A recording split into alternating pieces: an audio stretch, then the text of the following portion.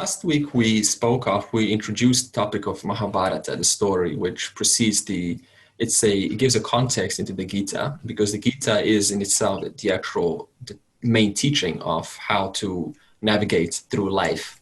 However, it becomes a lot more valid, that is the Gita, through the context of Mahabharata. And also Mahabharata contains some lessons in themselves which are discussion worthy. And they're discussion worthy because the whole Mahabharata is actually, this is excluding the Gita now, whereby it's a human story, right? And the human story goes through so many complexities. And through this Mahabharata, we learn that one truth about human life, and that is human life is not black or white. That means we do not put categories. It's either like this or it's like that. And that is our common mistake, that we sort of we look at the world and we say, well, this is where this belongs according to my idea or where it should belong. And this is where this belongs according to my idea or where it should belong. And so we turn this world into our own creation, really. So therefore it creates conflicts with the world because it doesn't align with because we're putting priority over the world, right? And then you say, okay, so what? So what if I am, coloring in the world? What difference does that make?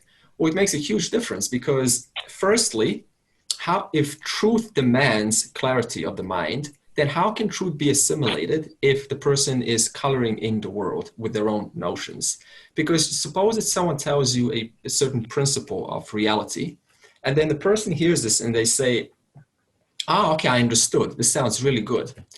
And what happens is when we hear this, then we, slowly, as I said last week, through time, we misinterpret it to suit our notions because it makes us feel good. So that means we always resort to rather feeling good instead of trying to see what was the real meaning behind that message.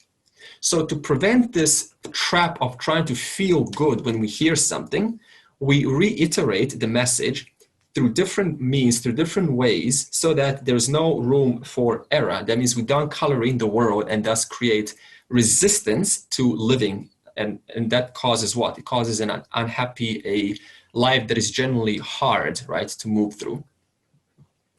And we introduced the Mahabharata and we said that King Vichitravirya had two sons. And they were both Dhritarashtra, which was the oldest. He was blind and he married Gandhari. They had 100 sons, and the oldest was Duryodhana, and they were called the Kauravas. And the youngest son of Vichitravirya was Pandu, who had 5 sons, Yudhishthira, Arjuna, Bhima, Nakul, and Sahadev. And Yudhishthira was the wisest.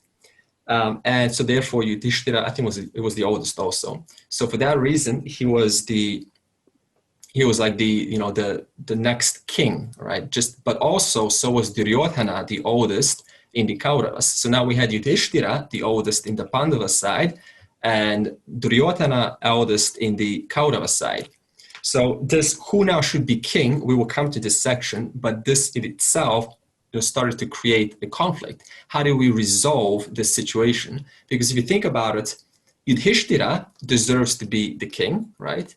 But also Duryodhana also deserves to be the king. So now how do we make this decision without disappointing the other side, right? Or without creating a potential mistake that looking back in the future, we say, it should have been the other one, right? So how do we make this decision? That was the question.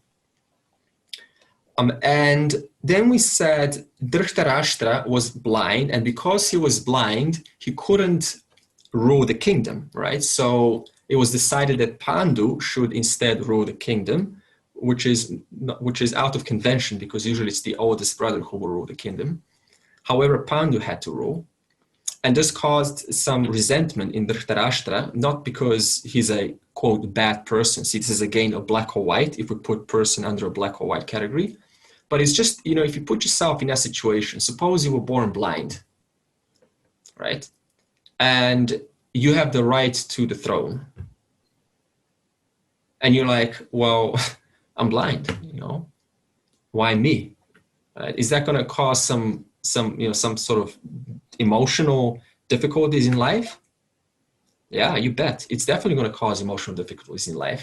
So these difficulties that is emotional, that's what caused Dhritarashtra to make the decisions. And he was almost helpless at doing it because he basically carried these emotions for his entire life, right? That he was the eldest and he was supposed to rule the kingdom, but he was impaired visually, so therefore he couldn't. And then we said that because Pandu ruled, he was such a great king, right? And he was well respected. He was liked by all. And for this reason, it was decided that Pandu deserved some break. He deserved to go to the forest and have some time alone. And then we talked about the scene whereby he saw a deer or saw a general animal, and he mistook it for he thought he heard an animal, and then he shot the arrow, and then he actually killed both the sage and the wife. So that's where we stopped last week.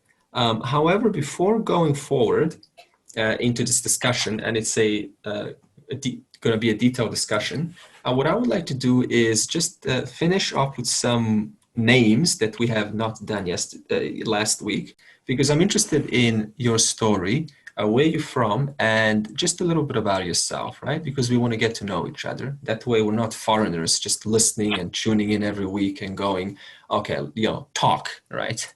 So we all need to get to know each other. Okay, I think that's fair, right? Because we're all human beings, so we all have something to contribute. Okay, so let's see. Okay, let's start with Shinyi. Okay, Shinyi, hello. Hello. Hi. Hello, everyone. I'm Shinyi. I've been with the group since the beginning of this course. And I'm very interested in, philosophy and as well as Vedanta as studies. So, so that's why I find, the course is very, very interesting and very practical as well. And I enjoy it very much. Okay, thank you, Shinyi. Thank you.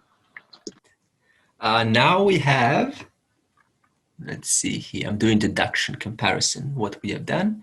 Okay, let's do Caroline. Hello, Caroline. Hello, everyone. Hi. My name's Caroline, and actually, fortuitously, Shingi told me about these meetings, and Shingi and I had been attending the School of Philosophy in Melbourne for quite some time, and so have a history of studying philosophy together, and she told me how wonderful this was, so I was excited to come along tonight and participate, I guess, have a listen and participate. Yeah. Okay. So you're Shinyi's friend from the philosophy school, correct? Correct. Yeah. Okay. Connections. Okay.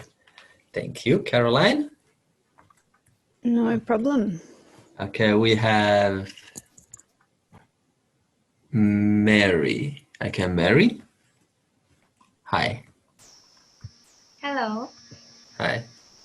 Hi, my name is Marie, and I think I've attended this class a couple of times last year.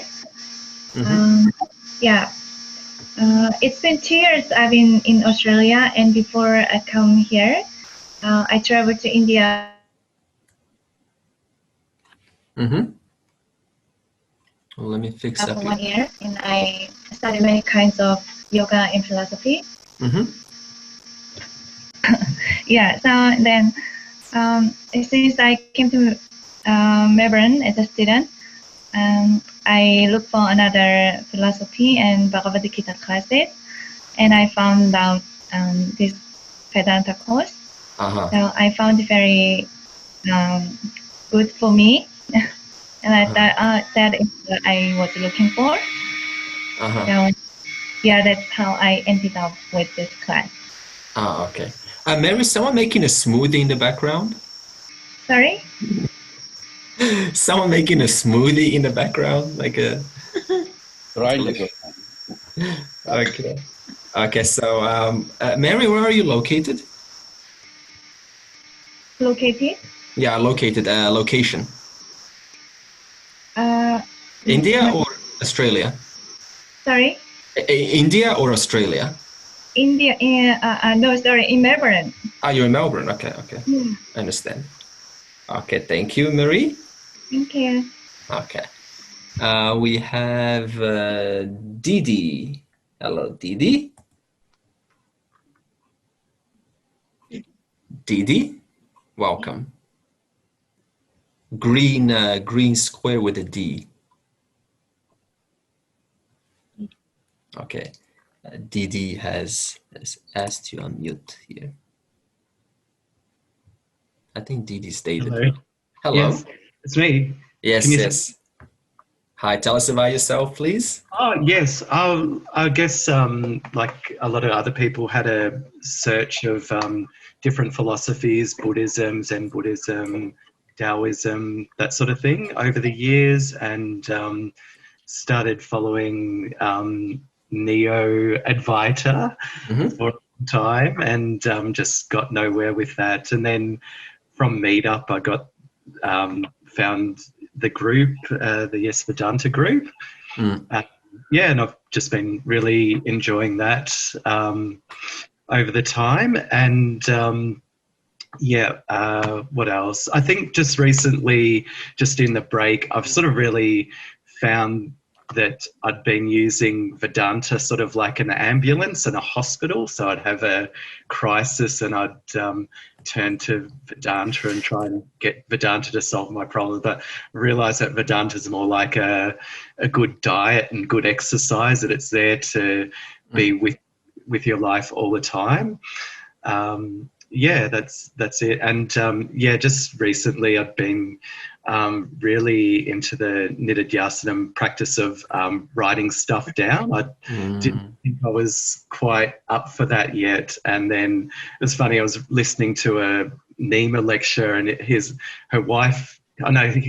her husband and said, "Oh, you got to write all this stuff down." And I thought, oh, he was the final one to say it. Lots of people have been saying it, and he was the final one to say it, that sort of gave me the final push to yes. doing it. And it's sort of like the movie The Shining, where the guy in the hotel and he goes crazy and he just writes all this stuff all over the walls. And I've got notebooks and notebooks full of seemingly, I think if someone else picked them up, they would think I was crazy. Yeah. Okay, so you're into writing. I hope you didn't write what Shining wrote. Yeah. No fun. I think it's like no fun or all play, no fun, or something like that. Yes. And is it? Can you see me there or no? Who? Oh, can you see me? I can't see you. I just see a green square. Okay. No problem. Yeah, no worries. But I can definitely visualize you. Okay. Yeah, I'm trying to get I'm moved over to the phone, so I'm trying to get the phone working. Yep. Okay. Thank you, David. Thank you. Okay, we have Arun and we have Madhu. Hello. Welcome. Please unmute yourself. Yeah. Please unmute yourself. Unmute. Yes, good. Tell us about yourself, please. Well, we have been involved with Vedanta and with the Gita spirituality for over 20 years, involved with Chinmaya Mission. And then I think we have been listening to Andre's lectures and have been coming to the classes. It might be now more than a year or maybe 2 years, and we have been thoroughly enjoying it, and we never wanted to miss it. And we're so delighted, Andre, that you have started this Zoom class so we can get reconnected. And thank you for that. Yeah, I must say that actually I've been told by several wonderful people to start the Zoom. And it was actually Madhu, she on the phone, who her words, the way she said it, that was like the final, right? Okay, do it. So I really respect that, how it was so like firm, like do it. No, I didn't want to bother you too much, but I was missing the classes, Andre. Yeah, but I think we're all here because of you're the final, like David said, the final push. You were the final push for me. Thank you. Thank you. Okay, we have Lloyd. Hello, Lloyd. Tell us about yourself. Yes, hello. Hi. Hi. Well, my story. Yes, please. Started the School of Philosophy in about 2013, and I got to know a few people through there, and I think it was Adrian Gatt who recommended this course to me when I was at School of Philosophy, and I came along, and this definitely seemed to be the speed at which I wanted to do, because I felt before I wasn't learning quick enough, and I was getting all this information and brilliant stuff very quickly, which has been great.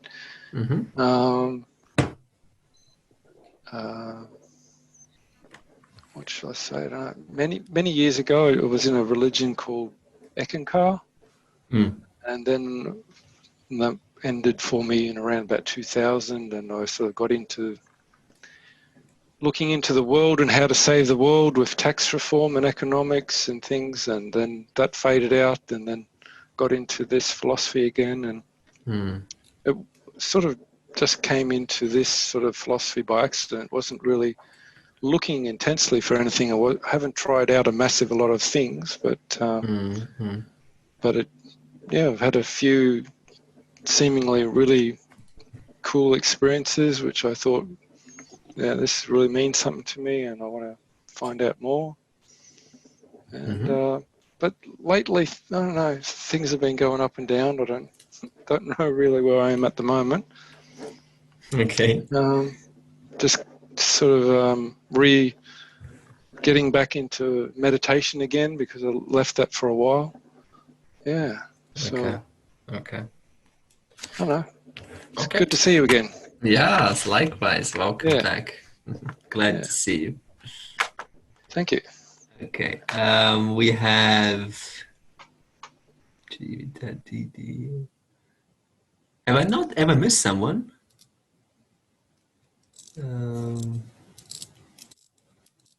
Jivita, have I done Jivita? Oh, Jivita. Oh, she's hiding. It's hide and seek, huh? Okay, tell us about yourself, Jivita. Yeah, it's mostly hide and seek because of my kids not troubling me. Hope you guys can hear me. Faintly. Thank you. Yeah. Okay. Okay, it's good now. Yeah. Vedanta class where I got introduced to your class by my mother-in-law, because she was following Swami Paramatmananda's lectures, and also Swamini Satyavratananda in his lineage. Yeah. My personal journey started when I've been through different faiths and different lineages. I have been everywhere, but I was not convinced with any of the teachings, and I couldn't give 100% out there and believe 100% of it, because it was not convincing to me. So I kept looking for it, and then somehow I ended up on Advaita teachings, and since then, I've been looking for that, and then now I'm sticking with Swami Paramatmananda's and Chinmayananda's language, and sticking to those lectures, because they are very beautifully delivered, and it's in order. There's a pattern, and there's a anyone who is starting like at any stage, they can just follow. So it's just beautiful. So I'm totally hooked up, and I can't go anywhere else now. So yeah. Yeah, I like how you're sticking. You say you're sticking to Paramaritananda, who's an incredible teacher. He's structured also. So you're in the right place, definitely.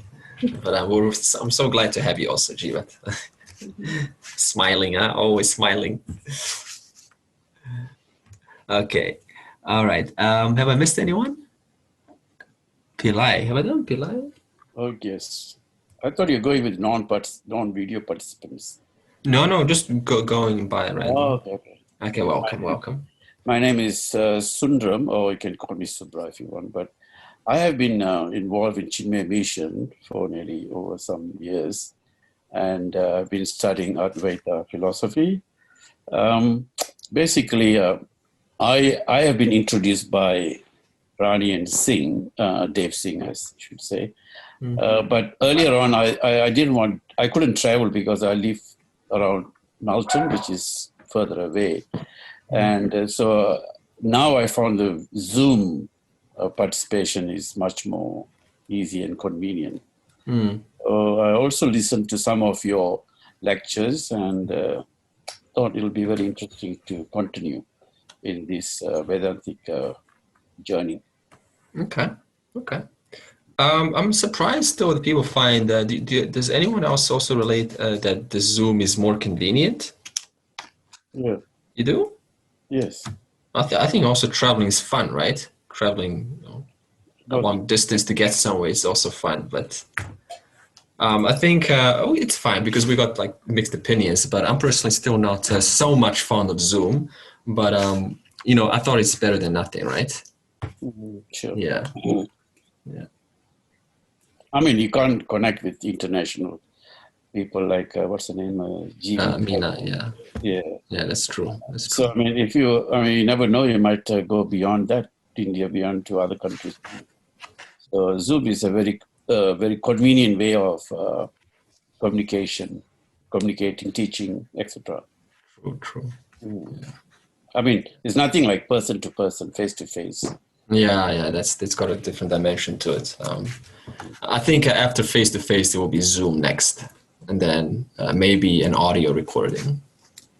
Yeah, something in that order. Okay, so wonderful. Thank you. All right, so let's continue from where we left off. So we said that Pandu, he had a break, and so he was taken to the forest. He went to the forest with his wife. It was actually two wives, but just for the sake of simplicity, we'll say one wife. And he was hunting, right? Just like any normal person would.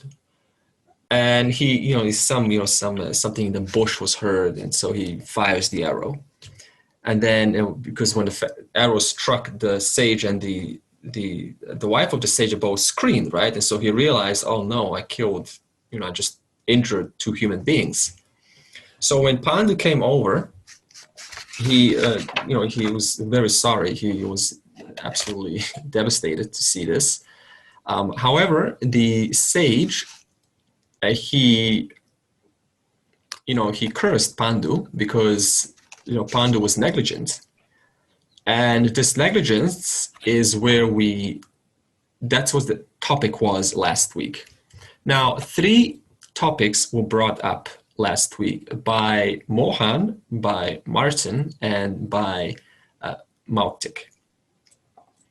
And I want to address all of them. Firstly, the topic brought by Mohan was this concept of mindfulness or alertness. So actually, a few years ago, most seminars were about this concept called multitasking. I don't know if you remember, but it was a stage whereby you could do many things at once, right? And just get things done. And what's really interesting is through the course of time, this whole wave of multitasking, that is how to get many things done at once, how to be just like productive, right? It faded away. Why? Because people realized that in multitasking, we're not together. When I say we, that means the person themselves is not together.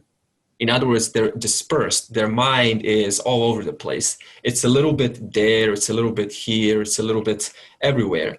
So 100% capacity, a full potential of a human being cannot be put into any one of these tasks the mind is looking at. So through the course of time, we not only realize that this multitasking doesn't bring us fulfillment, right? Because we want to actually feel happy. Like if you do something, you don't want to just do it for the sake of doing it, but you actually want to enjoy what we're doing.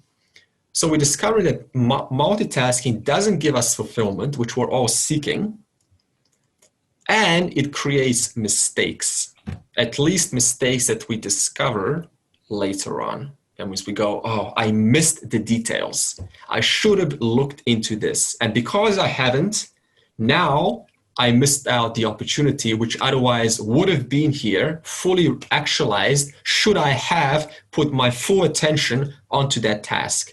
But I didn't, right? Because it was multitasking. So, and today's seminars are about what? Did you notice how they change into what? Mindfulness? It's a huge topic today. If you type it on Google, mindfulness events, mindfulness seminars, mindfulness, how to be more mindful. Why? Because we realize these two concepts. One, we're not fulfilled if we're multitasking, and two, we're not together. So what does not together mean? Can someone explain to me according to what I said? One-pointedness, single-pointedness. Single-pointedness. Yeah. Anything else? Not together means our energies are scattered, and on a lot of places. So we are not focused at one task. Good, good. So both of them are correct. So our focus is dispersed, right? And because of our limitations of our minds, it simply cannot put full focus in anything if it's thinking about what should I do? For example, I'll just give you a practical example. A common scenario is, suppose I say, or someone says something to you, and then you reply. And what are they thinking? They're thinking, okay, have I said, are they now judging me because I said this? Could have I said this in a better way? Are they now thinking that, something that, are they now having an opinion about me? Are they now judging me because I said this? So in other words, person A and person B. Person B says something to person A, and person A just wants to naturally respond. So person A is responding, right? But person B is thinking about what they said, whether it's, what kind of impact it's had on this person. So in that scenario, is person B together? Are they focused? No. In other words, not only can they now enjoy they're not enjoying the conversation, first of all. And second of all, they're not going to reply, person B is not going to reply properly to person A, which is sort of a self-fulfilling prophecy, because person B was thinking, they're going to judge me. And because they weren't together, the person B wasn't listening to what person A was saying, then, it's like a response, like this response is out of context. And then person A is also going to respond in a way that is going to confirm what person B was thinking.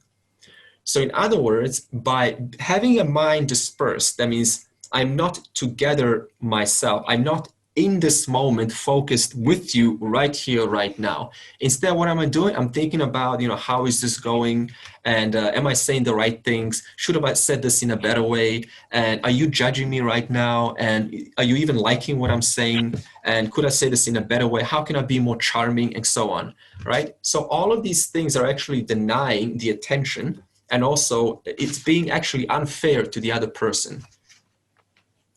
Now, Martin then brought up the word of attachment, and he said attachment determines the reaction, Right, I think that's what Martin said. Is he still online? Hi. Yep. Hi, Harry.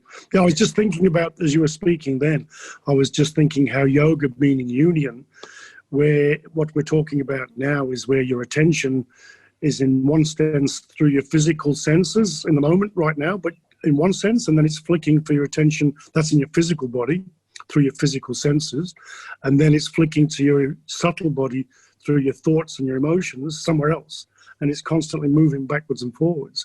Whereas the yoga is the union.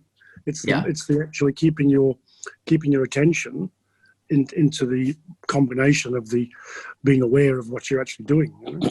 Yeah, actually, that's a good point. So what Martin is saying is, a typical example is changing focus between, for example, suppose there's a pain in your leg, and you're having a conversation, and you're trying to have some, deep existential thoughts, and you're having that thought, but then because the pain is so intense, right? You can't help yourself but to put the attention back onto the leg. So it's sort of interchanging one and the other. Now, that's an extreme scenario, but in most cases, we're not going to be talking to another person with a sore leg, right? So in this case, it's understandable. Your attention will probably go on a sore back or a sore headache, and you're trying your best to keep focus, right? But it's interchanging.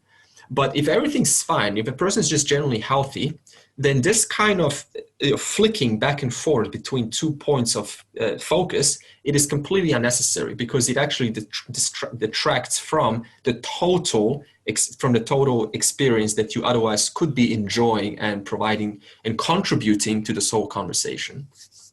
Yeah. Now, attachment. What does attachment mean? Attachment is something that is mechanical. Okay, so what does this mean, mechanical?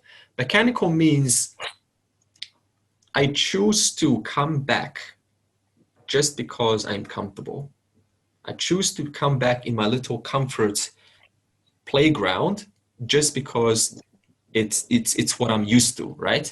And not only do I choose to come back, but also I choose to do the things in the same way as I've done them before. Why? Because it's comfortable, right? It's predictable. I know if I do it this way, it's going to give me a certain result. So why should I go outside the paradigm? So therefore, it becomes a mechanical process. Now, what does this do? What does attachment? Suppose I have an attachment for, let me see here, for my iPad here. So if I have attachment for my iPad, what I'm going to do every day, I'm going to wake up and I'm going to first think, okay, let me write on the iPad, let me draw on the iPad, let me read on the iPad, let me do everything on the iPad.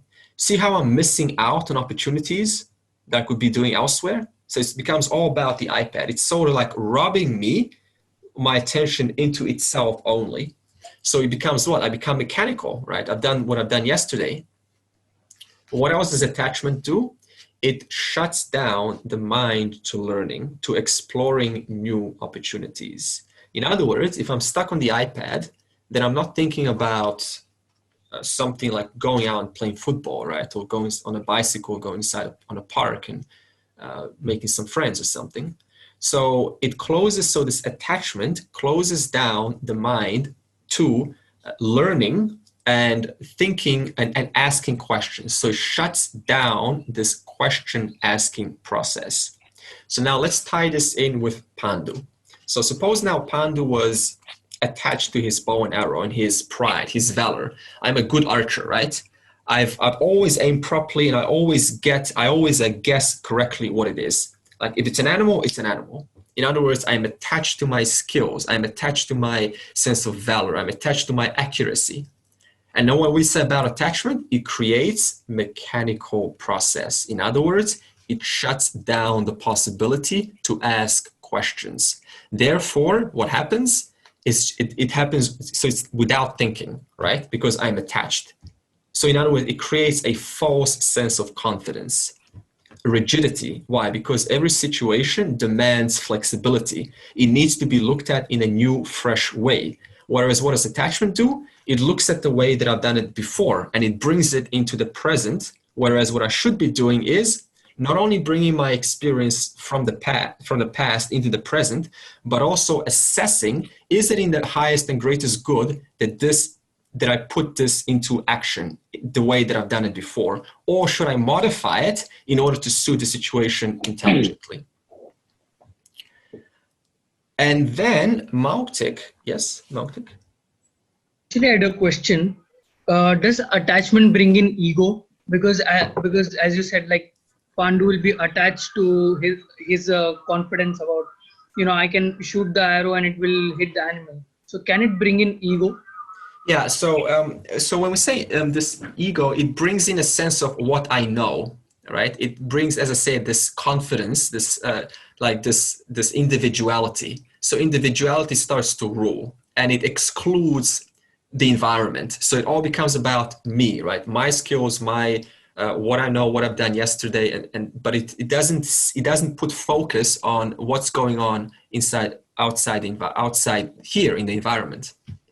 So yes, in a sense, it does reinforce this individual. Like what I know is what is true. Okay, so what Mauktik was bringing up, and it's a good question, was he put focus on the sage, and he said, what about the quality of the sage, right? Because the sage sounded like quite harsh to give such a penalty to Pandu. But if you think about it, he didn't give a harsh penalty at all. He didn't like say, you will die tomorrow. He just said, if you get intimate with your wife at any moment, then you will die. So what does the sage represent? The sage and his wife both represent the one who is in touch with Ishwara's laws and orders, the one who is clear, right? So a sage is one who is clear. And what happens when Pandu, who is actually a good person, right? He's a good king. He's got a track record of wonderful things he's done in the kingdom of Hastinapur. So what happens here? One mistake, right? Good person, good guy, shoots the arrow, and what happens? Ishwara doesn't make exemptions to its laws and orders of karma. It provides the same punishment whether the person has 40 years of perfect track record and they make one mistake. No one is an exemption. Ishwara does, Ishwara's laws and orders don't go, okay, you've done good for the people, you've grew Hastinapur kingdom, and now you made this mistake, and I'm going to give you a break, right? Don't worry about it. I'm not going to punish you, right? It doesn't work like that. In other words, what the message here is, even good people, when they make a mistake, they still cannot get away from inescapable consequences that are set up through this vast intelligence called Ishwara, which connects all of these laws like chemical, biological, psychological, right? All of these laws, dharma and karma, they are all connected by this intelligence. And when one is out of alignment, when one violates the laws of this intelligence, then they get their consequences no different than someone who has done years and years of something that is immoral or unrighteous. In other words, there's no exemptions for anyone. That means in other words, Ishwara does not put biases onto you because you're such a good person. Now the question is, what kind of consequences are going to ensue, right? What's going to come? And there are two answers. There are severe consequences and there are minor consequences. Now I'm going to tie this in with our own life. Think about your own life. So whatever you do, right? Whenever you and I are out of alignment with this vast intelligence that connects all of these orders together, then you and I both experience either severe penalties or minor penalties. Now, what's the difference? What dictates whether I receive a severe or a minor penalty? What dictates it is the kind of negligence that is put out. So what do I mean by this? There are two kinds of negligences. The first one is in the case of Pandu, right? Or even a child. So this kind of negligence is less severe. And what do I mean? This kind of negligence is created through assumption. Now you say, what is assumption? What do you think assumption is? When we assume. When we assume. Without intention. It's what? Without intention? Without intention. Now, what is intention though? Mental projection. Okay, so intending to hurt. Action is an action that is based on previous experiences. Okay, good. Yeah. Okay, they're actually all right. I wish I could just put them together. So when we say assumption, what is assumption? Assumption is it's a mechanical estimation. It's a mechanical approximation. What do I mean by this? In other words, as Pillai. Just call it Subra, it's easier. Huh? Say again? Subra. So as Subra has said, it is taking the past, right? And on the basis of what has happened in the past, I mechanically project that, as Martin said, onto what I assume represents what happened in the past, right? In other words, I turn the present into a close approximation of what has happened in the past. And so therefore I make them equal, but we know they cannot be equal because, as we said before, the present always demands a new evaluation of the situation, a new approximation. What could it be? So what is assumption? It is a mechanical, a repetitive approximation whereby one does not take a moment to check. In other words, one doesn't take a moment to say, okay, that's fine. It does sound like a deer, right? So that's okay, that's fine. That's an assumption. But there is no what? There is no follow up with, let's check, right? Let's confirm this. Let's take a moment to see if it's really what I think it is. So therefore, the first kind of negligence is one that is based on assumption. What is assumption? It is a mechanical approximation, a mechanical evaluation of the situation whereby no thought or no moments are taken to check whether it is really true. Okay, so this kind of negligence is the first one, and it has less severe consequences. For example, Rishi didn't say to Pandu, okay, you shot us, now you'll die, right? Right, because Pandu still has his life, he's still breathing, he's still healthy, he can still run the kingdom, he can keep his wife away, right? That's possible, it's not that hard.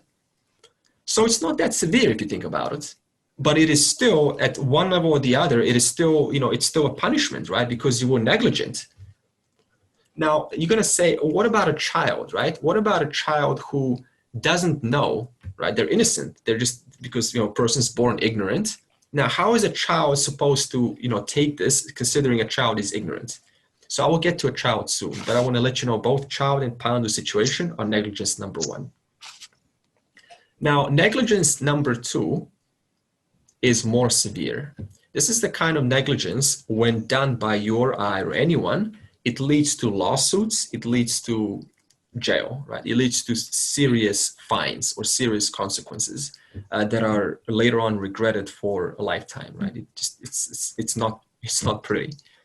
And the second negligence is whereby you and I have prior knowledge, right? So we have knowledge of the situation, but we silence that knowledge through our likes and dislikes, right?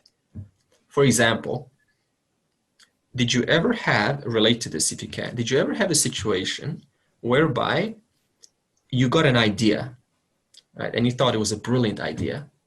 And you thought, I should write this down because I know if I don't write this down, I will forget. Because on the basis of what has happened before, I always forgot when I didn't write it down.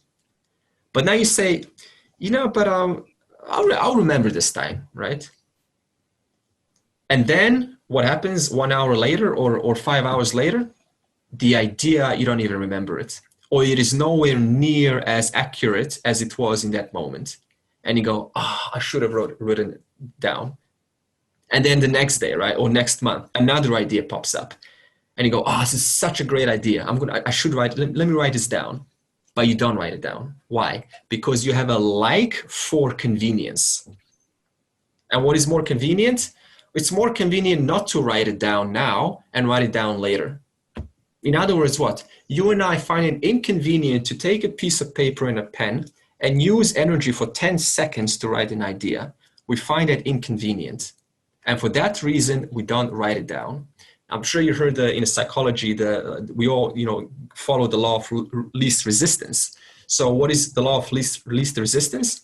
That which provides me least resistance, I go for automatically because it's convenient. So in other words, I know that I should write this down. I have prior knowledge, but only to my likes and dislikes, they supersede, they overlap that, and they get priority. Another example is in a relationship, right? There is a feeling in you, in just, never mind what the you word means, not philosophize about it. Just there's a feeling in you, right? Maybe it's in somewhere in the heart, maybe it's in the stomach, maybe it's somewhere that represents that something's off in this relationship with your partner, right? Something's not right here. And you know that feeling historically, that whenever that shows up, it means that the other is uncomfortable, right? You know that. But then what happens? We silence it again through our likes and dislikes because it is more convenient not to address it, not to bring it up. So then again, what happens? This over time has severe penalties. What kind of penalties? The relationship in itself deteriorates, which takes some time to then restore, even if possible later on, right? Now, what's the severe penalty for the previous example of writing an idea? Suppose you don't write an idea, right? And then you realize later, if I put just one of these ideas into action, by now my life would have been so much better, right? But you missed those ideas because you didn't write them down. In other words, there's a penalty of what? Penalty of an entire life that is lost of something that could be such a much greater expression of your skills if you were to write those ideas down. Another example is, suppose there's a floor cleaner and it's early on in the morning and they're in the shop, and they're just wiping the floor with some water. Now they know they should put the wet sign, the wet floor on the wet sign on the floor, but they say, it's early, people haven't showed up yet. And so this person keeps on, wiping the floor and he's looking towards one direction, and suddenly he hears a fall behind him because there's always that, that odd person who wakes up early in the morning and just finds themselves, in a store for some strange hour. And the person, this cleaner, right, turns around and he's shocked, like he's devastated. There's a person now who's lost the privilege of enjoying some body part. They broke something. Now think about the consequences of this for that cleaner. A lawsuit, definitely. Possibly even some, a big fine, jail time. What happened? The cleaner knew it is right to put the sign. But because of his or her convenience, it was easier to put that sign later than now. Therefore, they submitted to one's likes and dislikes. And that caused this negligence number 2, severe penalty. Another example is, did you ever have a situation someone sent you a video title, like a URL? And in the URL, by the text, right? That what it's going to be about, and it's going to be something that's likely negative, and it's going to sort of almost destroy your day just by reading this article, because that these kind of articles, this kind of content doesn't open one up. It sort of closes one down. And even your YouTube video takes some time to load, right? Now but the title is going to be negative, and what do? We don't pause the video, right? Something in us something tempts us to still look at that video. In other words, we knew historically, we knew from our experience that if I look at this, it's going to make me negative. If I look at this article, it's going to make me negative. So you had a chance to say no, but we didn't. Why? Because of our likes and dislikes, because of our sort of like, yeah, but I'm tempted. I've got nothing else to do, right? And then we look at the article and then lo and behold, same feeling of misery as any other time. So what kind of penalty does this have? It basically, colors in the day with that kind of emotion. So this is negligence number 2. And what kind of results does it have? It produces guilt. What does this mean? It makes one weaker to say no next time. And they start to judge themselves, like, what kind of a person am I? I can't say no. I can't do things right now. I put things off. In other words, it reduces one's self-confidence, one's self-esteem. It makes one feel less about themselves. Why? Because negligence number 1, negligence number 2, right? Didn't follow through what we knew was right. In this case, negligence number 2. Now you say, what about negligence number 1? Like, what can we do about that? Because, if I don't know, I don't know, right? Well, that's where life experience comes, right? Because our life today is generally what? An expression of yesterday. So suppose I'll give you an experiment. For one day, watch movies. If you want, just imagine watching movies, just movie after movie. Watch how your tomorrow reflects what you've done yesterday. Notice how all of the thoughts are going to be in line with yesterday. And they're going to call, the movie lines, the humor, the even personality is going to change and so on. And what's that going to do? It's going to cause one to think in line with yesterday. Thus, their actions are going to what? Simply continue that today. Now, is that giving an opportunity for the person to learn, to expand? No, because they're preoccupied with what they've done yesterday. And then experiment number 2, spend one whole day just reading something positive, like some wisdom or something that inspires you. And then watch how the next day you feel almost like on a trajectory from yesterday. And that trajectory causes one to learn more, right? To capture more potential perspectives about reality, which in the future will certainly avoid negligences number 1. Okay, so negligence number 1, how to solve this?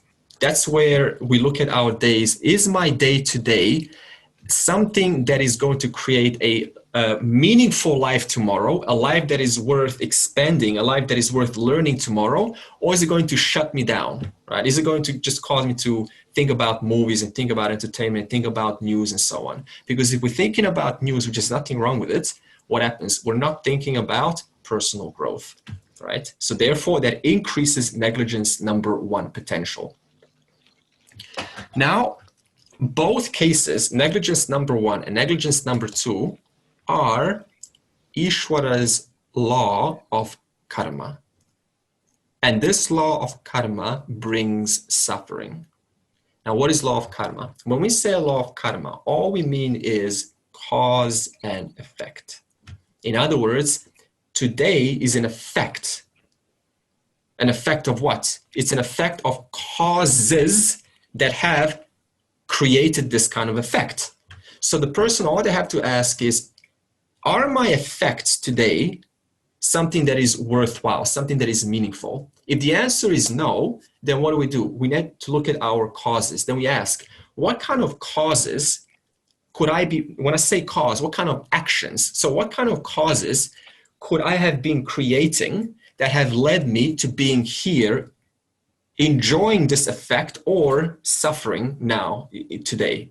Both are effects, of course, right? So in other words, law of karma is simply whatever I put out, that quality is what I receive back. It's simple. The whole life is just law of karma, cause, effect.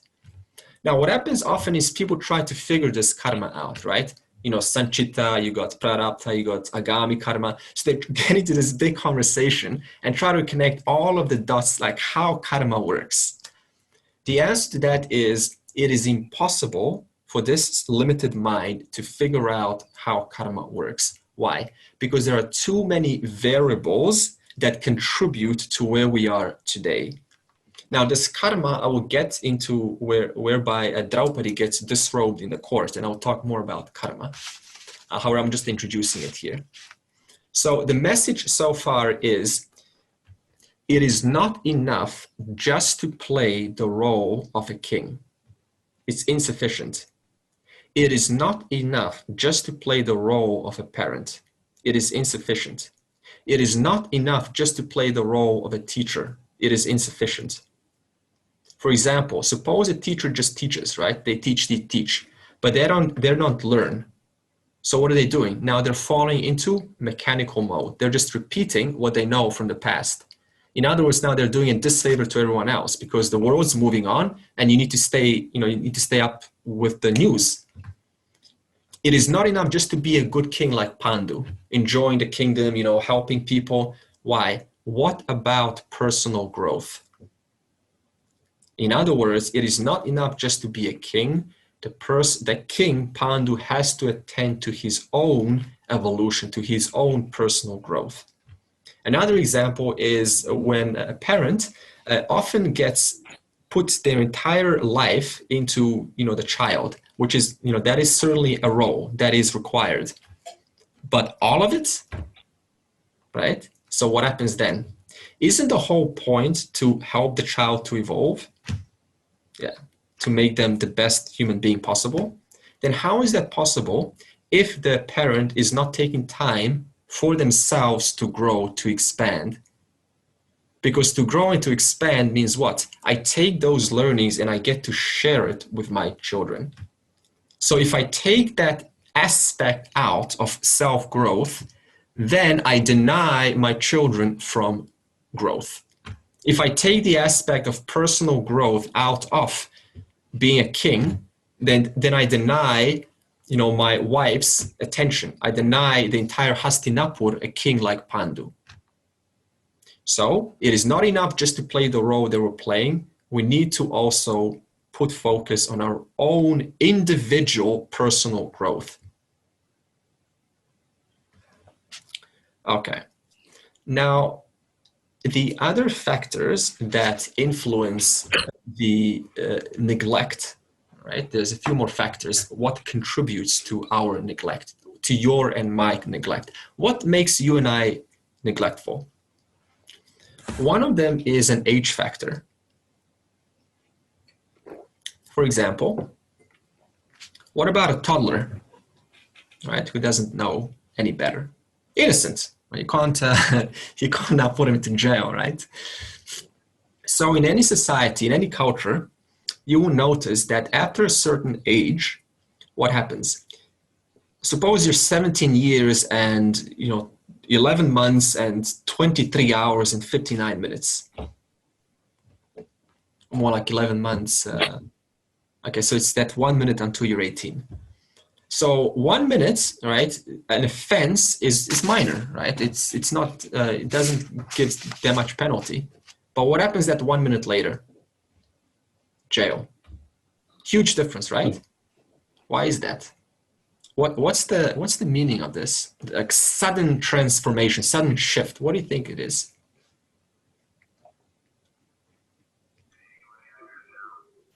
The criteria. I mean, actually, according to law, it's a criteria. It's an inclusion criteria for legal action. Okay, criteria. Expand on criteria. Criteria meaning like, if you're 18 and if you commit a crime, then that's one of the inclusion criteria for the person to be sentenced or okay. Yeah. Okay. Yeah. Okay. So the question is now, why is it such a transformation from 17 to 18? Or depends on what culture. Some of them is 23 to 24, right? But why is it such a huge difference?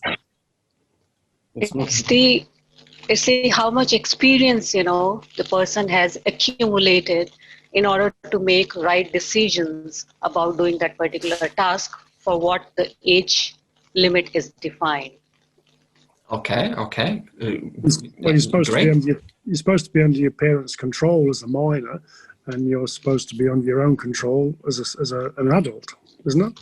Mm-hmm. Okay. Let's expand. One more person. Let's expand on everything that was said so far. Well, you become an adult, so you're accountable for your own actions. Very good. Okay, so Aruna puts it in a very accurate way.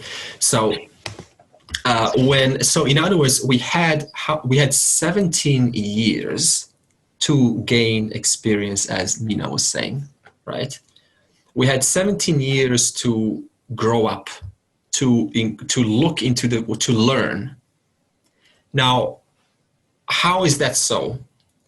Tell me this, and then you can ask your question. So I'll ask you a question to answer to me. Is anyone denied feedback from the society? Feedback. Like feedback as to how you are, what you're doing, what is right and what is wrong, and so on. Is anyone denied that? No. No matter where we're born, no one is denied a feedback system that is built into the society. Suppose someone is speaking loudly. Now, how many times do you actually speak to a person in your lifetime? Hundreds, right? At least before 17. And when a person speaks, those loud phone speakers on the train or something, and then they're getting all these smirks, and even the energy in the train doesn't feel open. And all of these feedbacks are always coming in, and the person they miss it out, right? Or another example is, suppose one's interrupting the conversation constantly. They just want to, they just can't wait till they have their turn, and then you get feedback. I'm actually talking here, right? And so that's another feedback, right? In other words, we had 17 years to receive these kinds of messages and to learn from parents, from society, from interactions, and so on. And when we hit that mark, that 18, it's really interesting how it's even incorporated inside our legal system. It's almost like there's a knowing, right? You've had your shot, right? You had your learning experience. Now you're accountable, right? Now let's put it into practice. And if you haven't been paying attention, then there are severe consequences. For example, let's put this into a more concrete way. Not just communication, but suppose you're getting feedback from your body, right? Our body also gives us feedback, and there is repetitive, pain in the hands, or migraines, or back pain, or something that is just clearly repetitive. And the person keeps receiving this feedback over and over again. And they just do what? Oh, it's okay, it's just gonna pass. Just take a pill and solve the problem. Put a Band-Aid over it. And what happens one day? It gets so severe, the person has no choice, but they end up in a hospital. I know a friend of mine who he had a kidney pain, and it was repetitive, right? He couldn't understand, why am I getting kidney pain all the time? And then one day, I got an SMS, and he's in a hospital. He took a picture of himself in a hospital, and he said, got kidney stones. And the doctor said, because you haven't been drinking enough water. In other words, it only took 10 seconds to type in kidney pain cause on Google, right? You could have looked into it. Just one suggestion.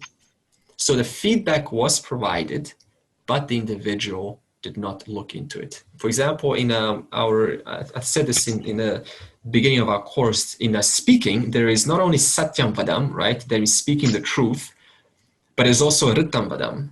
So what is Ritam Vadam? Ritam Vadam is not only do I speak what I know to be right, but I check whether what I'm saying is really true. That means, this is avoiding assumptions. So in the same way, this checking hasn't been put into action. Therefore, what happened? Severe consequences. Another example is the economy, right? It's uncertain economy. Can anyone here, say the economy is 100% predictable? No. We know that the economy is unstable, generally unpredictable. You don't know when a pandemic is going to hit, or when can a new pandemic hit in the future, and therefore jobs get lost, right? Now, despite receiving this message, despite having this feedback, we do what? We still don't save up.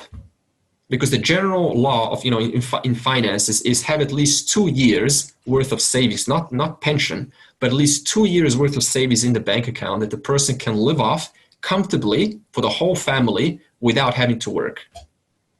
But most don't do that. They're living, sort of, I think it's called paycheck to paycheck, right? So the feedback is there. The economy is unstable.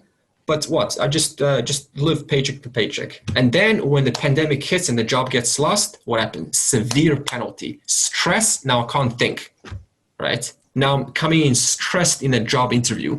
And that's going to now cause the employer to go, this person is obviously not qualified, they're stressed. So it's a self-fulfilling prophecy, right? Because I wasn't paying attention. The other example is there is tension in a relationship, right? There's some kind of like tension. And when I say this word tension, we all know what this word tension means. Like, there's some scratching, some conflict. It's, now I'm not saying, it's never going to happen. It does happen in a relationship. That's the nature of a relationship. But there is tension in a relationship and a person, so there's feedback, right? There's feedback of tension, but the person doesn't address it. They don't bring it up with their partner. And what does this do?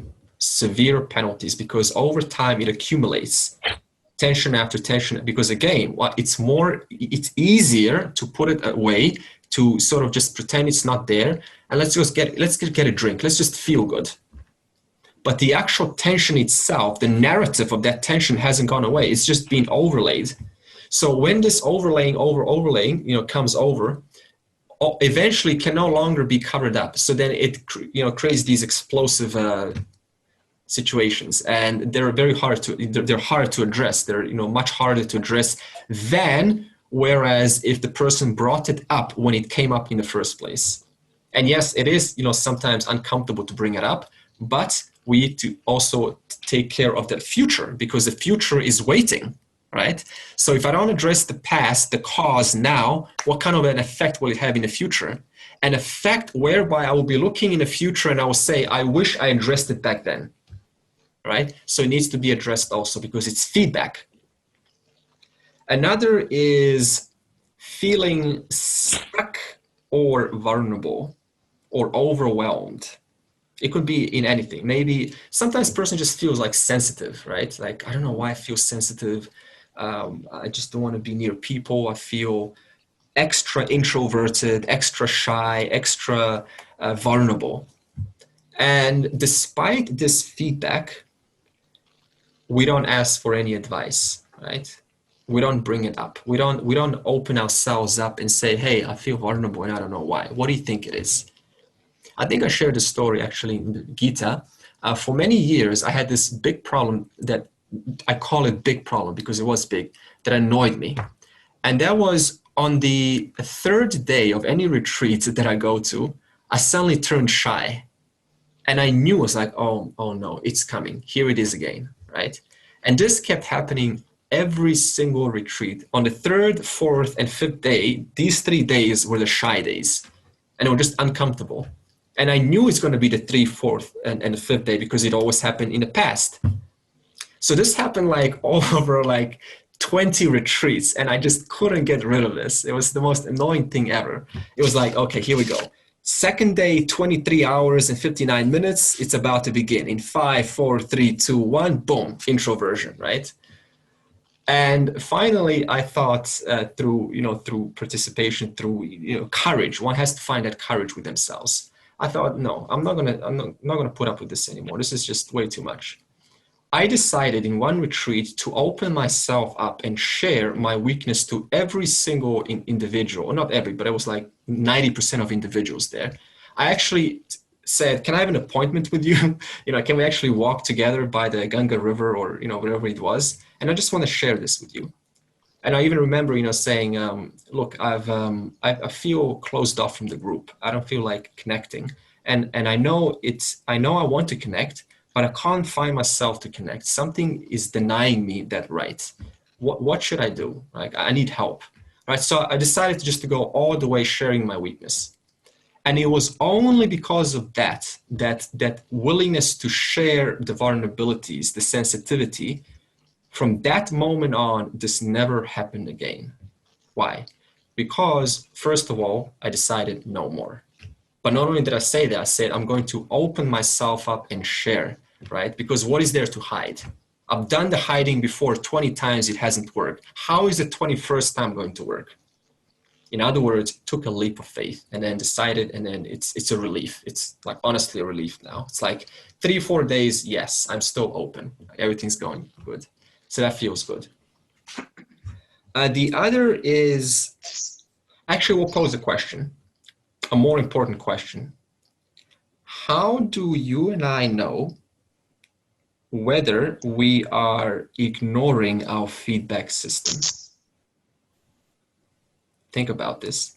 How do you and I know that you and I are ignoring our feedback system? Perhaps we're just stuck in the same problems every day. Good. Okay. Stuck in the same problems every day. That means same event is repeating every time. Say again, Mauktik. The same event is repeating every time. Good. Yeah. Good. Very good. Inner conflict and inner tension. Inner conflicts and inner tension. Yeah. How do you and I know that we are ignoring our feedback system of the body, thoughts, our partner, our feelings, or anything else that's going on, finances and so on? Andre, you mentioned connection in your example. So how you know it by the sense of disconnect, in a sense, disconnect with yourself. One part of you tells you something's wrong. Right, a part of us tells us. Yet you let it be. Problems keep presenting themselves. Yeah, these are all great examples. They're actually all 100% support them. Would we say we wouldn't feel good? We just feel out of sync and just not right, like something's off. Right. So something's off here, and we know it's true, but we still don't do anything, right? So the question is, how do we know that we are postponing or we are ignoring or denying or shutting off this feedback system? So the problem is not the feedback, because in all these examples, the feedback's there, right? The feedback is not hidden away, it's there. And the more we grow up, right, the more we're sensitive to our feedback, the more it gets obvious. But how do we know? In one word, we know because we are postponing what needs to be done. There is a sense of postponement. So what does postponement mean?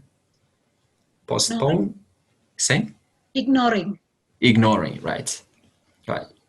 Putting it into a few, I'll address this in a later time. I'm going to postpone it, right? So now it's convenient not to address it, but I'll address it. So I'll address it tomorrow. And when tomorrow comes, of course, there's a new whole, bunch of thoughts that totally overlay what happened. Isn't the first step acknowledging the feedback? Because, you can, even the act of postponing or anything first comes with acknowledgement that there is a feedback coming. Yeah, good. Excellent. So the feedback, in this case, the feedback certainly is already present. So, let's put step one, acknowledge, right? In anything we need to acknowledge and actually verbalize it.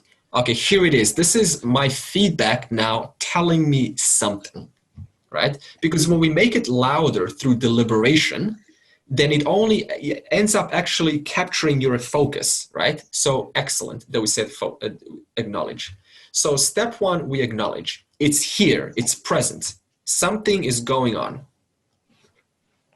Now, a common example, I'll give you some tangible, concrete example. What happens when we postpone? A common saying is, I will attend to the Gita when I first learned the Sanskrit language. I will read the Gita when I first know the Sanskrit language, right? Or sometimes I will first learn the Gita when I go to the Tattva Bodha. And when you go to Tattva Bodha, you go, oh, this is in Sanskrit, so I need to go back to Sanskrit language. Very common. Now, what is the Gita? The Bhagavad Gita, that is. It is a manual on how to live in a successful way, in a way that leads us into a successful life, right? Not only in a material sense, but also in a spiritual sense. So to say this, it's kind of like saying, you know, before I cook a meal, I need to first take a course on cookery. Before I type a single keystroke, I will first go to a typing class. Before I share my opinion, I will first learn about how to be charming. Before conceiving a child, I will first learn all about psychology of toddlers. Is that ever going to happen? In other words, this brings us back to this concept that we take life to be linear. First this and then that. Life, is anyone's life here in your experience linear? This happens and then this follows, and because this has happened, this follows. Can anyone say that life is 100% linear? No. Anything but. No. Yeah, no. So this kind of thinking that if I do this, then I can, right, then I'll give myself permission to do that. This is a mind trying to take the entire vast reality and put it into, you know, a sense of A, B, C, D. And this is a mistake, and it doesn't let progress ensue, because we actually stifle our progress waiting to first attend to Sanskrit, which is probably, you know, never going to happen in the first place. It's such a vast field, before we can enter into the Gita. So, okay, so what's the message of the Mahabharata? The message of the Mahabharata is that even good people make mistakes, right? Because the Pandavas are good people. And those who do make mistakes, who are negligent, they get no more or less punished than anyone else. So no one is an exemption. And what the Mahabharata is trying to tell us is that we need to refine our personality from Duryodhana. Duryodhana is one who is, you know, small, narrow-minded, just doesn't think openly, just narrow. It's like, what can I get, like, for myself? So we need to refine our personality from Duryodhana into Arjuna. Now, what does Arjuna represent? Arjuna is someone who's open, willing to listen to the teacher, Krishna, willing to investigate, to ask. I mean, the whole Gita is really just Arjuna asking questions, and the Gita is composed as a result of the answers to those questions. And then finally into one who is Krishna. Krishna represents what? One who is in touch with, or is in line with, the laws and orders. In other words, we go from Duryodhana, we, you know, take out these qualities, which we'll talk about. I'm not going to name them now, but they're qualities that don't serve us. They cause us to suffer in the future. So we take those qualities out, and then we go into Arjuna. Arjuna means someone that is, tell me more, right? I'm open, tell me, but why, when, how, where, right? So constantly asking questions. And then finally, someone who is refined and polished, and someone who has this big vision, which is Krishna. Okay, so this is answering what Mohan, Martin, and Mautik have mentioned last week, and what this whole negligence topic is about. So, okay, where are we so far? We're now on the topic whereby Pandu has shot the arrow, and he's been cursed.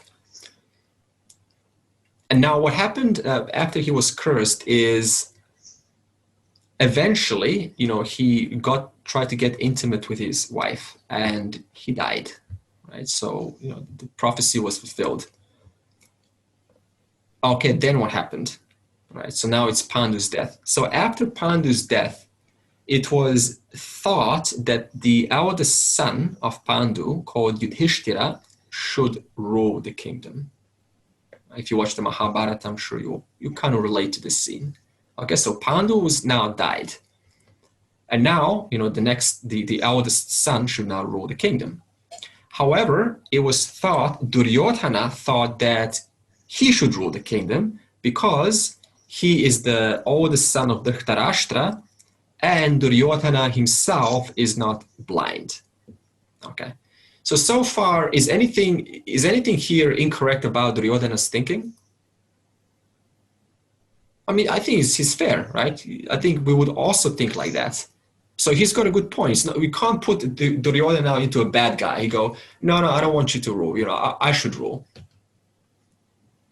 So far, we would all sort of have this kind of, well, actually, I should rule, because after all, Dhritarashtra was the original eldest, and since I'm his eldest, I should now take over, and not Yudhishthira.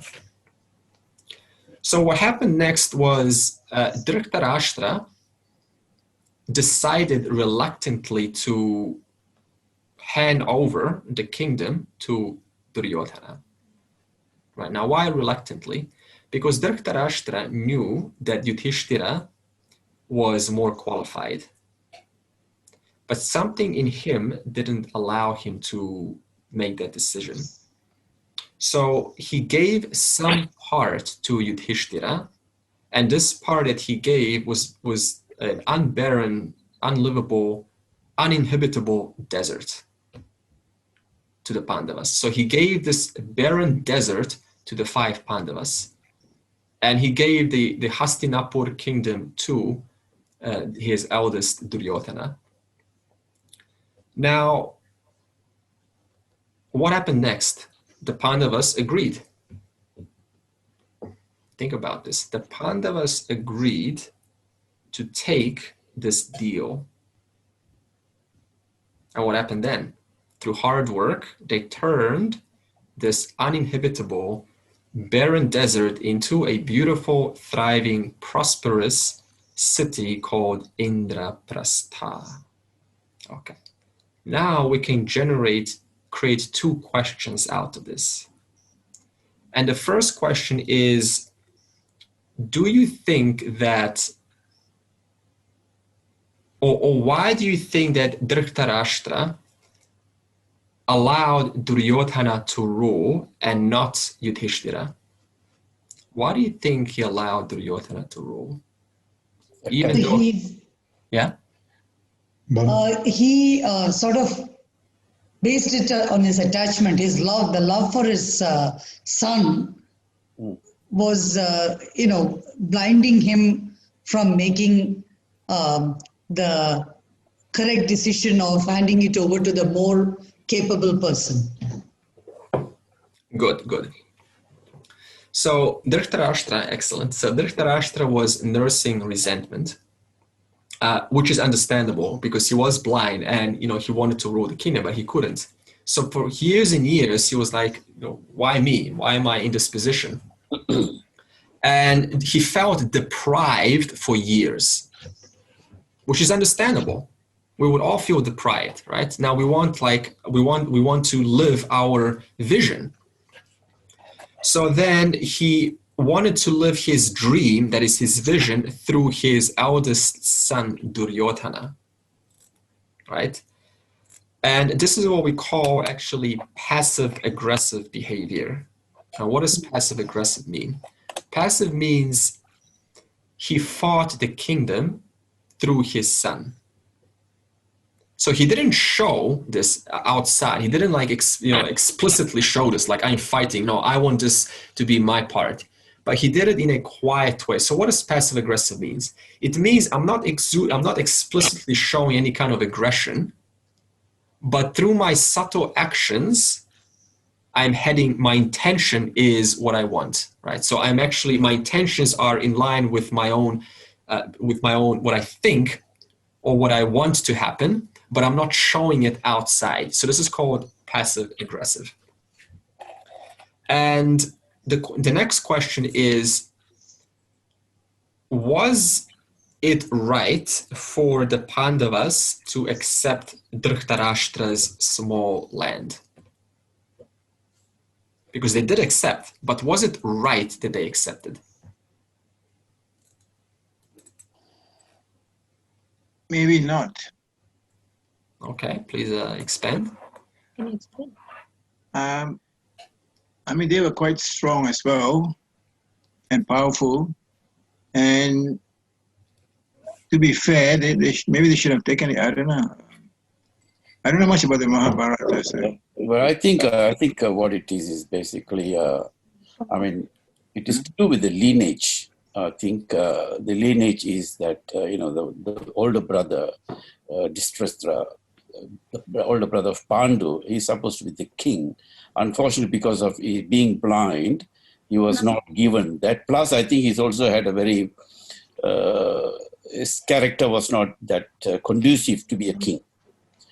And therefore, Pandu was crowned to become the king. But now, because Pandu is the king, then obviously the lineage would be that his son should be getting the throne after his death. But your question is whether why should do you think the Pandus did make the right decision choosing the message? Yeah. I think they should have stated their point, but they did not. They became quite passive, I think.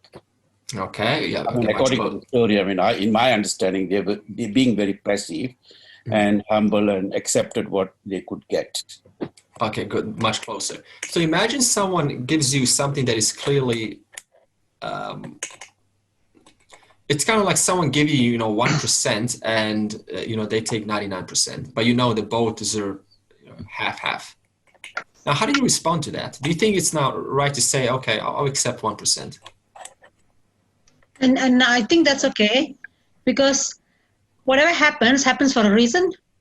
So if this is like the, cause and effect.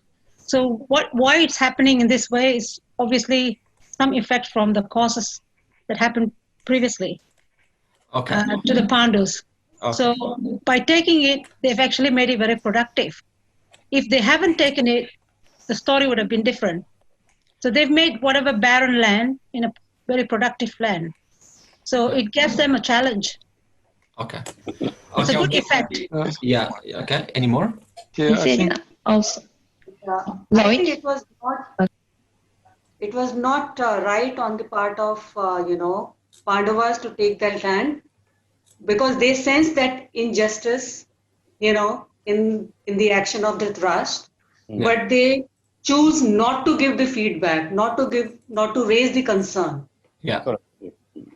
Excellent, Meena. Very good point. Is it like Yudhishthira refused conflicts? Can that be a reason? I don't know. Yudhishthira prefers not to have conflicts and harm anyone. Okay. Because he has. Good. So what Gogner is saying is, often we say, in the name of avoiding conflicts, I'm just going to give this away, right? So just so that I could avoid conflicts.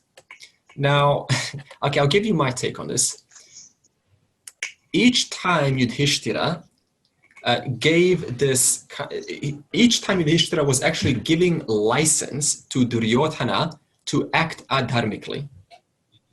So, and Dhritarashtra, so they just sort of were passive. Someone said passive, that was a good point.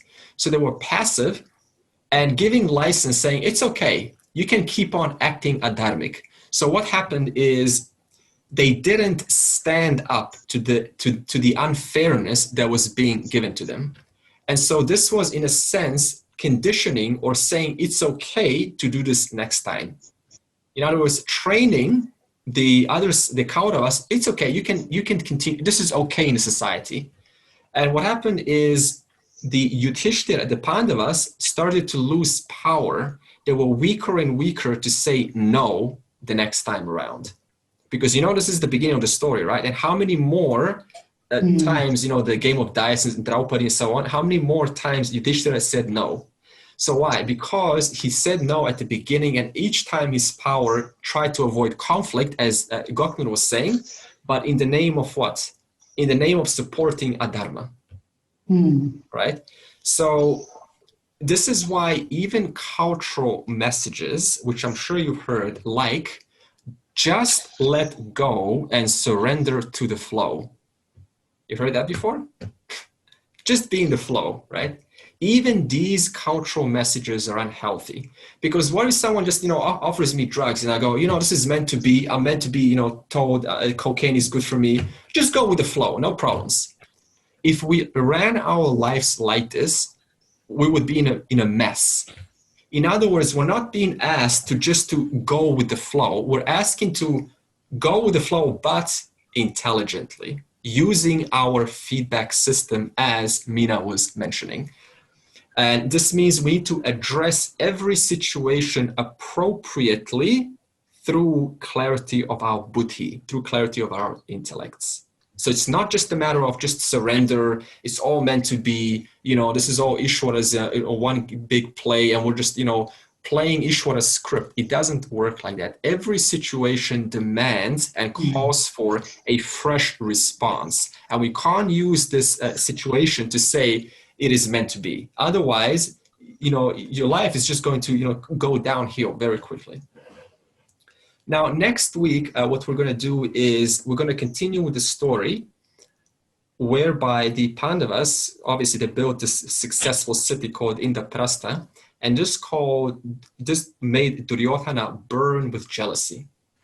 And then we're going to talk about what is jealousy, how to eliminate jealousy or how to reduce jealousy, and what do you do when someone's jealous towards you, right? So we're going to address these topics. A lot to discuss.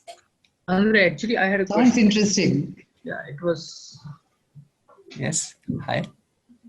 Actually, I had a question. When you said about the vulnerability, sometimes we do approach people like we have some problems and we know that. But we exactly don't know what's our problem. Like we have some insecurities inside us. Yeah. But the others don't know about those insecurities. And they are giving advice based on their experiences. So in that case, isn't like the cause and effect that you said, the karma one that takes place due to negligence? How can we resolve that kind of issue? Okay, so it's a good question. So the question was, what if I have some insecurities or some conditions in me that I'm not able to quite verbalize and make it clear, and therefore, because I'm unable to make it clear, I'm unable to ask or get the right help. So the only situation to this is to keep being open and continue trying to rephrase it in a certain way so that you may get different opinions. For example, I'll just go back to my section of my life, because my whole life, most of my life was basically asking for feedback, because there were vulnerabilities, there were blind spots, and I didn't know how to quite verbalize them. And every time someone gave me advice, I was like, I don't think they touched that part of me that's really seeking for help. And so this kept on happening. And I realized because I wasn't able to express the right words myself, I didn't even know what's going on in me. Now, the only solution to this is through the course of time, we need to keep trying, right, to get different opinions, different feedbacks, because you see, if one solution worked, then the question would have never came up in the first place. So we need to keep being open. That's the only way to resolve this. Does anyone have any other suggestions to this excellent question? I think as a human, when we grow up, we are basically conditioned by the family, the religion, the culture, the community, the school we go to and all that. So that molds a person, and at times in that process, we do get traumatized emotionally, and we are unable to manage situations. So as you said, we procrastinate or we postpone things, and we don't want to deal with the situation. And eventually, as we grow up, that personality gets into us, And even in work situation, when you're working in a management situation or whatever, when you're faced with challenge, you try to brush it under the carpet, and become very passive about it. I think it is to do with that. But as you said, Andre, that I think over a period of time, by trying and acknowledging your feelings and keep on trying, I think you will be able to get over the hurdle in the long term. Yeah, good. Especially when you said brushing under the carpet. And that's a good point, because brushing under the carpet becomes the normal of life. And we don't even realize we're doing it. So this is why it's important to expose ourselves by opening our mouths and sharing our opinions, because it is not until we say something that the other can have a chance, through their clarity, to make some fine adjustments to help the person to look at it in a different way. One of the promises that I made is any teacher that I'm with, I intentionally keep opening my mouth just for the sake of. In fact, I admitted to Nima, I said, Nima, you're one of my best teachers. You're my teacher, because I feel comfortable sharing my ignorance with you. And every time I do, and you say, you correct me, and that fine tunes my thought processes. So I made a commitment to open my mouth, because that is the only time when you actually get to see whether you're clear, right? It's very easy to think we're clear when our mouths are shut. But the moment you have to paraphrase or rephrase or state something that's going on inside, then we really see, especially in front of a teacher, right, what's going on in our thought processes. So that causes us to inquire later on when the session ends. So that's another way to do it. It's just to be, as I said, be open, be vulnerable, and be courageous to share. Because frankly, no one's judging, right? We're too busy thinking about ourselves anyway. So that no one's thinking about someone, here's what this person said, let me announce this on the news and so on. No one's doing that. On that point, Andre, going back to the Pandavas brothers, I just want to clarify something. Because the story originally, the father, Pandu, dies, and so his position is gone. So the uncle takes over, the older brother, and then appoints his son. And if the Pandavas fought that and refused to accept the offer and refused to take whatever they were given, there would have been a war. Good.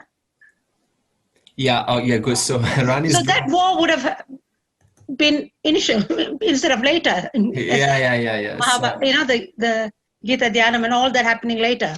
There was going to be a war, but the time has to be right when that war has to be done, because Krishna wasn't there yet.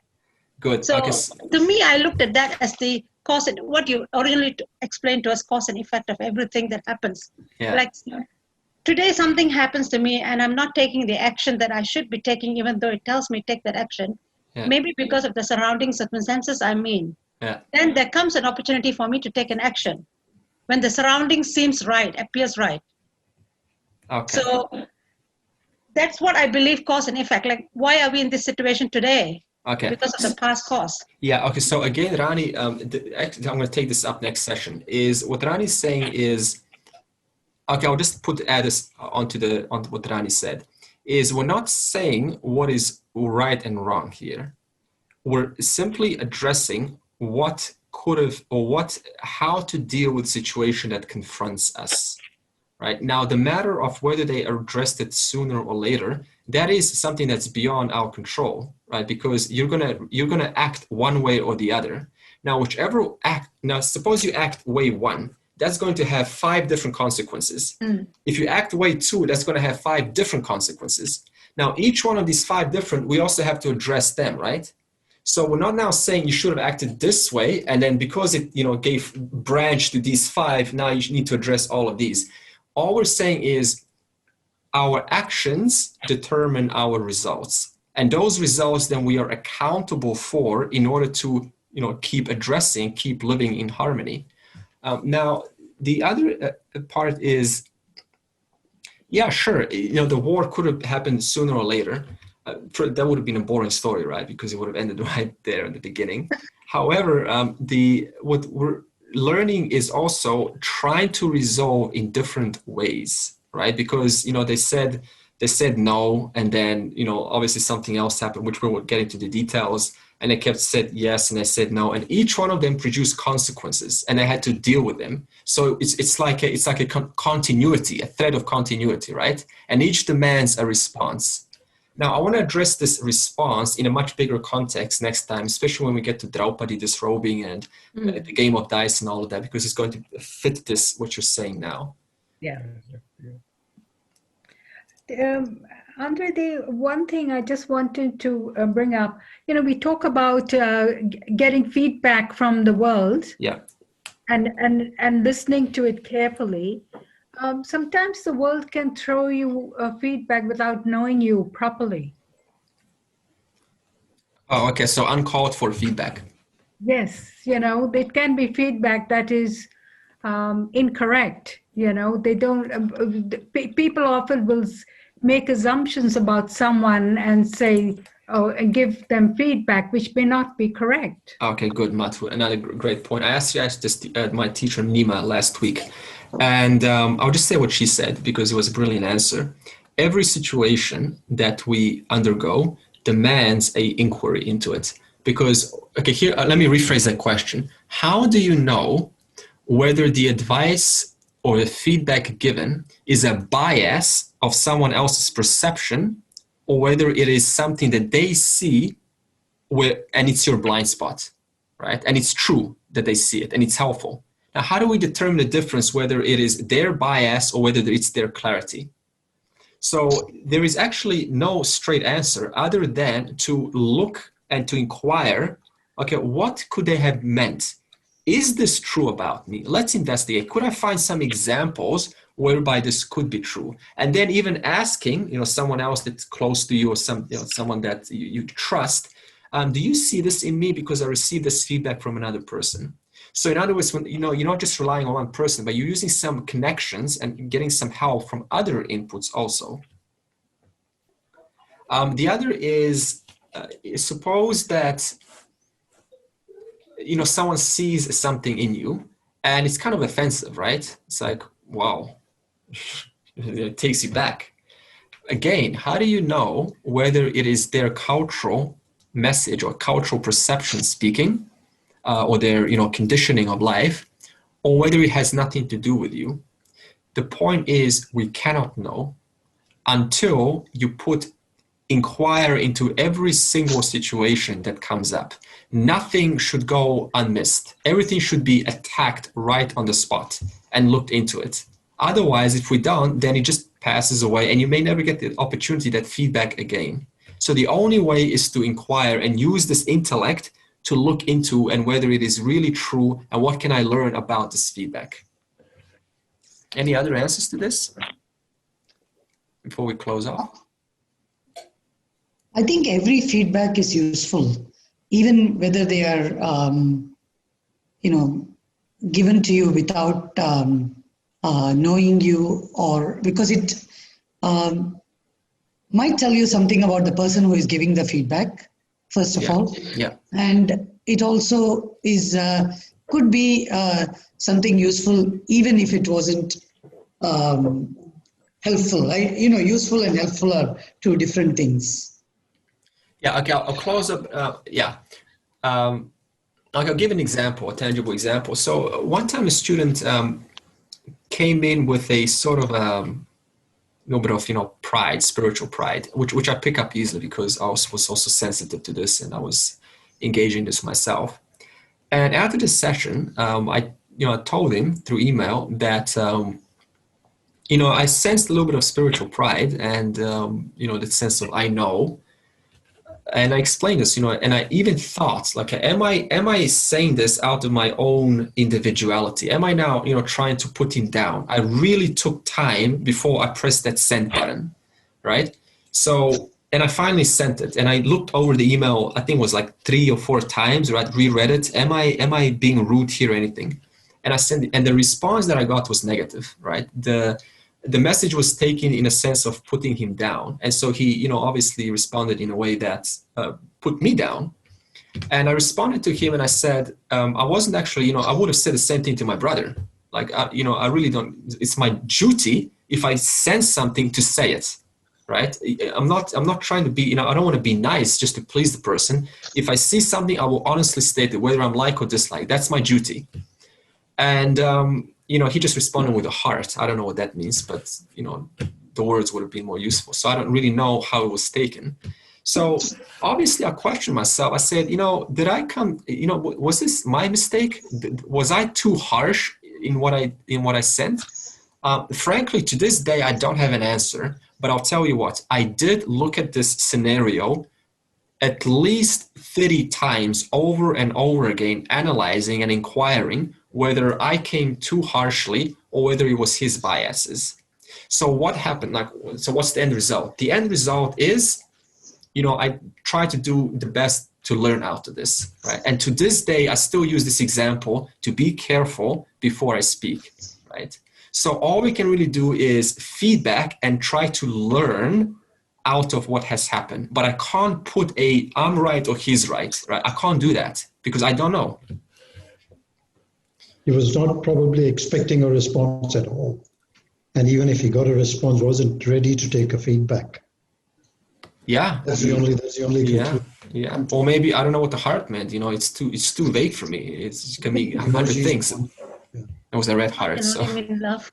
Sending you his love. Sending you his love. That's all. Yeah. Okay. So we know now what to do next week because, you know, we're going to continue this Mahabharata great story, and we're going to keep asking questions just to engage our minds and to think, to contribute.